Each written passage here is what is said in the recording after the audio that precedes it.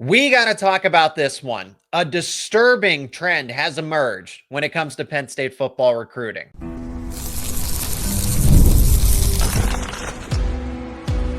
You are Locked On Nittany Lions, your daily podcast on the Penn State Nittany Lions. Part of the Locked On Podcast Network, your team every day. You are locked on to Penn State football recruiting. And as always, thank you so much for checking out another edition of Locked On Nittany Lions, your daily source for all things Penn State sports. My name is Seyko, and I am your host of the show, credentialed media member for both Penn State football and Penn State wrestling. Happy 4th of July to each and every one of you. I hope you have a safe, happy, healthy weekend celebrating. We got to talk about a disturbing trend with Penn State football recruiting, the truth behind it, as five-star offensive tackle pushes up his commitment early and ends up choosing the Oregon Ducks over Penn State LSU. But we're going to talk about what Penn State is actually doing well in the scheme of things, the NIL factor in all of this, but the disturbing trend. That's where we're going to start because it's another recruiting miss for Penn State football.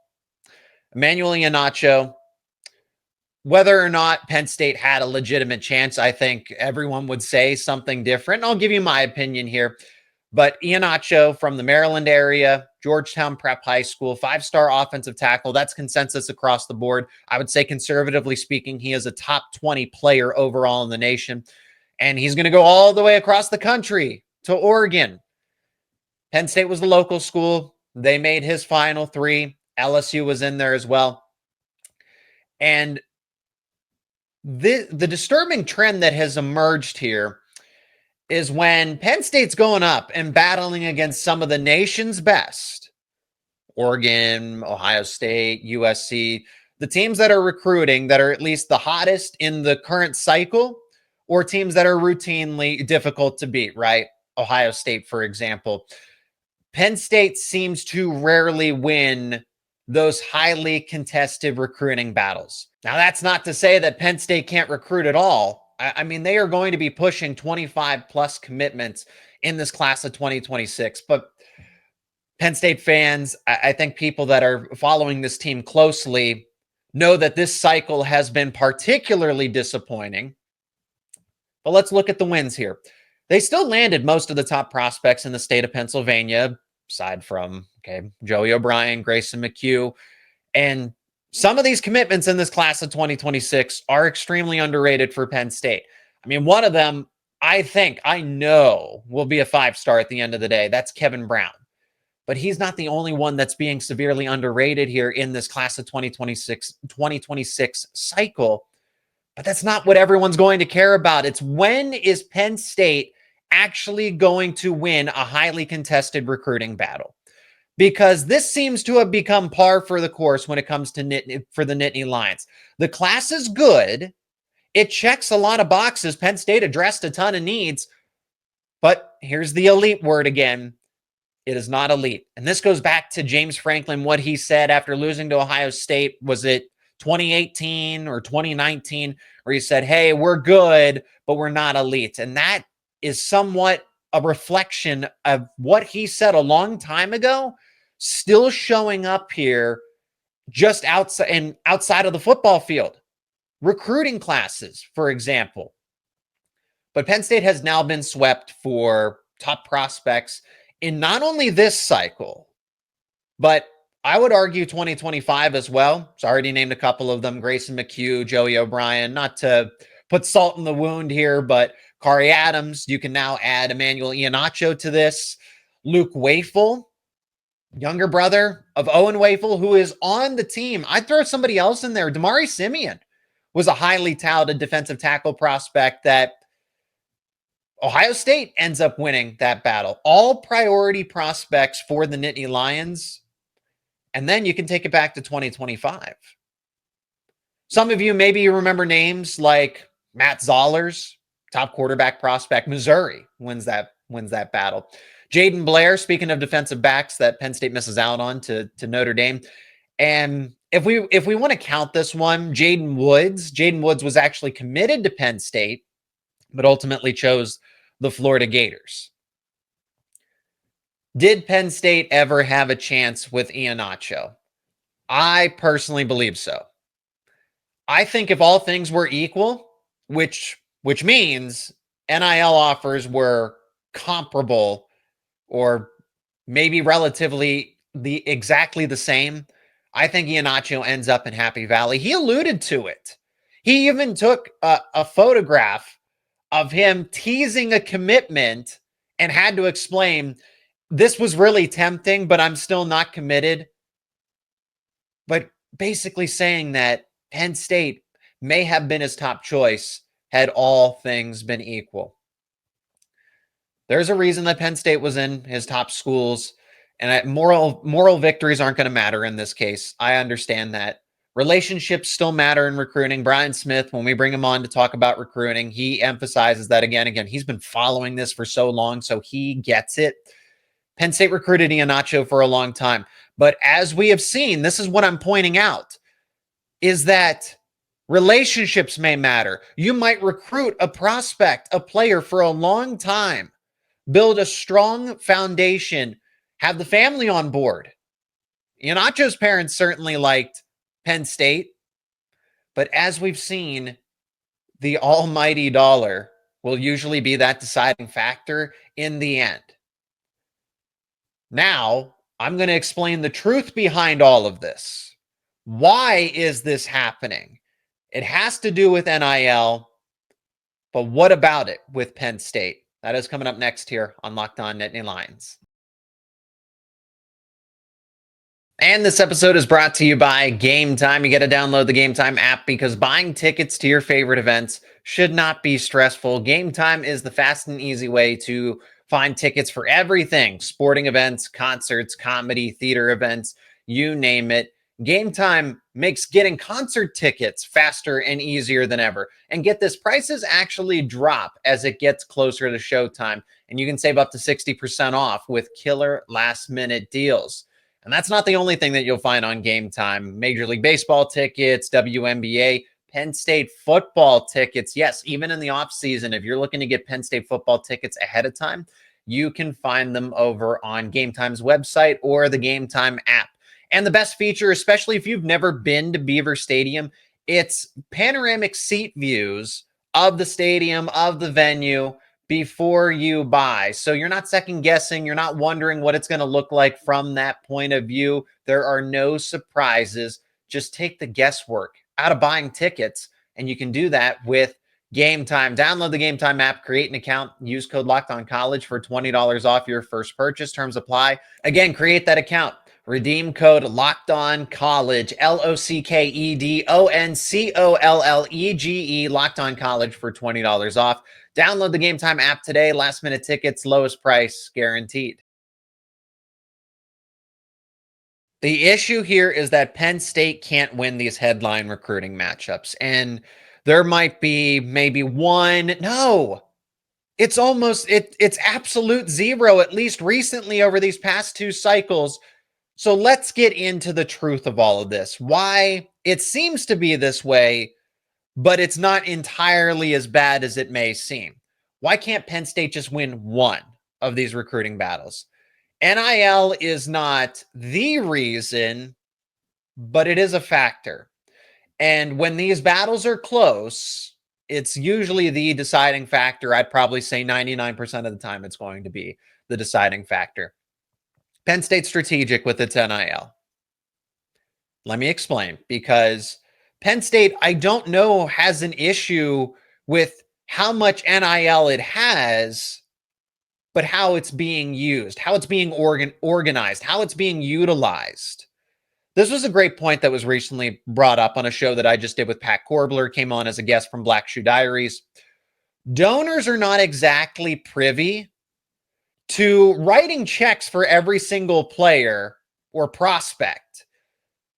The donors are also not going to be interested in ponying up tons of cash for prospects that may be here today, but in the transfer portal tomorrow. You can't predict that. I mean, anybody could go into the transfer portal. This goes back to the success with honor element, which Penn State, that's at its foundation with everything. this is also in recruiting too. So it's not just, well, success with honor in terms of how the program conducts itself and stuff like that. No, this extends into recruiting too. Roster retention was all but a massive success.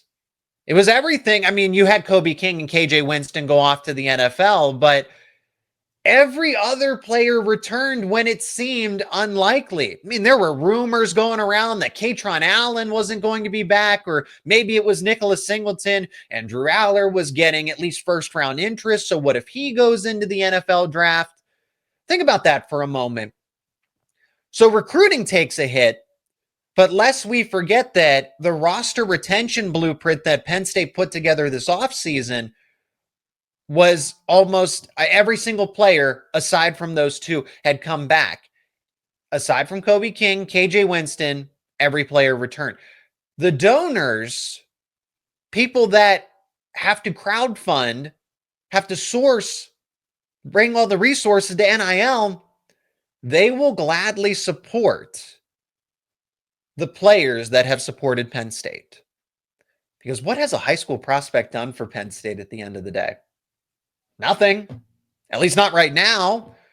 Why should an unproven prospect command millions? Yes, millions. Immanuel Iheanacho is going to get millions from Oregon. Luke Wafel is going to get millions from USC, just because those have been reported. Carter Meadows is going to get millions from Michigan. If a high school prospect hasn't done anything for Penn State, I don't blame the donors for being more invested in, let's take care of Drew Aller, Nicholas Singleton, Kaytron Allen, Denai Dennis Sutton, Zane Durant, Zach Hugh Wheatley. You get my point. Could go on and on and on. And I will, because there's more examples here. It's not just about the players that came back that have already been on the roster. Why should an unproven prospect command millions when someone like Drew Aller has shown what he can do and also shown that he's committed to the program for 4 years? And if you're an alumnus, that is what you're going to be more invested in. Penn State also played a little bit of the free agency game this offseason. They went and landed Trevor Pena and Amari Campbell. That's uncharacteristic for them to go play free agency in college football and land prospects from the portal, top players at positions of need, because there's buy-in that Penn State can be a national championship team. They're national championship caliber, but the people that fund and support NIL and what Penn State's doing with its financial initiatives, you notice how there was a stronger push here. But in that same breath, all of the money's there, so there's not really a lot left over for recruiting. And not as much anyway. Let's say that. There's not as much. And then Pat brought up an interesting question too. It's, well, they're not going to be paying Aller. They're not going to be paying Singleton, Allen, Denai Dennis Sutton, Zane Durant, you name it, right? Those guys will be off the books in a couple of seasons. But in this day and age of recruiting, it's not, okay, this player will take over at this point in time. No, you have to pay for visits. You have to pay for their commitment, to sustain their commitment as well. It's more than just, oh, they're on campus now and they'll get their monthly installments. No, you have to pay in other ways too that you never did before. Again, visits, committing, staying committed, all those things now cost money in NIL. This is something else I want to point out here, is that Penn State's crowdfunding is a lot different than some of the other top schools, USC, Oregon, Ohio State, particularly USC and Ohio State. The university is not centralized in this commercial haven like an Ohio State is in Columbus. This it's not an excuse, but it's certainly easier to meet with high leverage donors when they're a 15, 20-minute drive up the highway versus being 3 hours away from Philadelphia and Pittsburgh. There are multiple Fortune 500 companies in Columbus, Ohio. There are none in State College, Pennsylvania. So the donors aren't exactly local.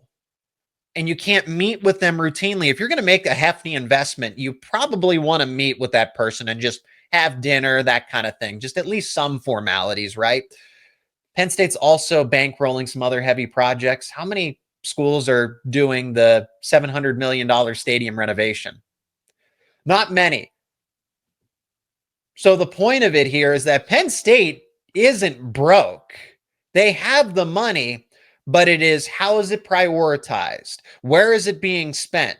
Because it's gone to Jim Knowles, getting the top defensive coordinator away from Ohio State. It's going to a $700 million, may I mind you, stadium renovation project and roster retention. So Penn State's using NIL or other funds towards other projects that are going to take away from recruiting in the short term.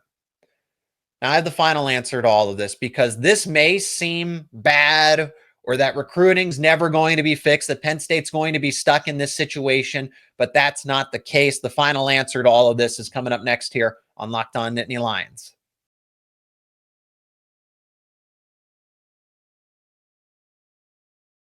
So here's the final answer.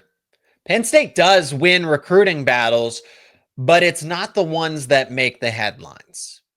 They'll secure at least one 5-star commitment in every single cycle. Does Luke Reynolds not count? Cooper Cousins? Malachi Goodman was a later addition to last cycle, but those weren't the ones that Iheanacho goes on to Pat McAfee on ESPN, and then the double edition of Kari Adams and Joey O'Brien together in that recruiting wave where you're just, I get it. I understand it, because they win these quiet battles that no one really pays attention to initially. Kevin Brown, he is going to be a 5-star prospect. Is that not a recruiting win for Penn State? No, it's not in the scheme of things when we're talking about it in this frame. When Penn State is in the spotlight going up against other schools, again, Wayful in USC, or Iheanacho in Oregon, or really specifically in the case of Notre Dame, Joey O'Brien, Kari Adams, Grayson McHugh. It stings because it's in the spotlight, it has everybody's attention, and it's not a good look. But then in the process, we're overlooking all of the things that Penn State has done right, securing Kevin Brown. How about fending off Notre Dame for the likes of Messiah Mickens when Jaywan Sider has been pushing for him since he got to South Bend, and Keemon Spell as well. I'm going to talk about 2027 because 25 and 26, it seems like a disturbing trend in the present, but this isn't going to continue, or at least it's going to be offset in a way. They're winning these quiet battles that nobody is going to pay attention to because it's the way that Penn State recruits. They want to take care of their recruitments very early. They want players that want to be at Penn State, not just because of the money, but they want to play for James Franklin. They want to play for this staff. They want to play in Happy Valley. I get it. Most people, including myself, would just like to see Penn State one time. Stick it to Oregon, USC, Ohio State, some SEC school that decides to run into Pennsylvania and take a prospect, Matt Zollers with Missouri, Peyton Valzone with Auburn. When the spotlight is on them just one time, can the Nittany Lions push back? But it is operational.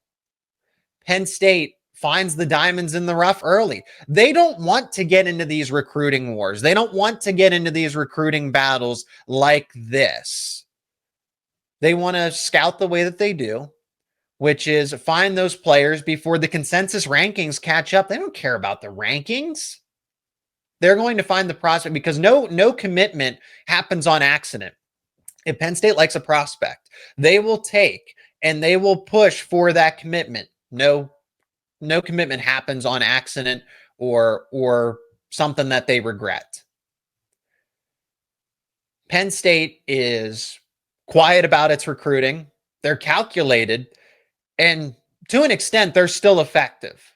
This is a top 15 class. When the rankings finally settle, I know June and July are not going to look good in the scheme of things, but they're going to end up with 25 or more commitments in season. Maybe they add another prospect late in the cycle that we're not expecting, that we're not even talking about at this point in time. That seems to happen, where they do get that late unsung 4-star that adds and ends up being a nice blue chip prospect in whatever class it is.